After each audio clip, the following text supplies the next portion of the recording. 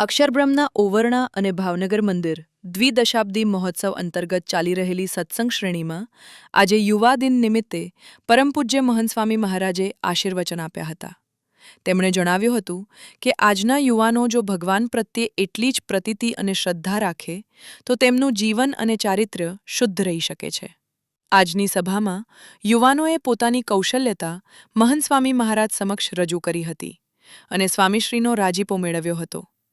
આ પ્રસંગે પૂજ્ય જ્ઞાવત્સલ સ્વામીએ પણ યુવાનોને જીવન ઘડતર અંગે માર્ગદર્શન આપ્યું હતું. બકવાસ બધું બકવાસ છે.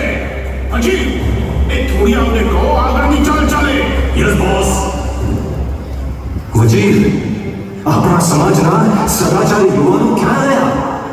કેવા યુવાનો આ માયાવી કાળિયાનો શિકાર છે? રાજન, કળિયુગનો આ જ રસ્તો છે. યુવાનો પાસે એમનું મનગમતું કરાવીને આ માયતું મુકાવીને આપણે હારી જઈએ છીએ અને સાથે એમના મા બાપ પણ હારી જાય છે. જીવનના અંતે એ અધ્યાત્મ દ્વારા નીતિમત્તાનું જે ચારિત્ર એની દ્રઢતા વ્યવસાયિક જીવનમાં જે થાય એના દ્વારા આપણને પ્રાપ્ત થતી હોય છે. બીજી પણ એક વ્યક્તિગત જીવનમાં ચારિત્રનું નિર્માણ એ આપણી જીવનશૈલી છે.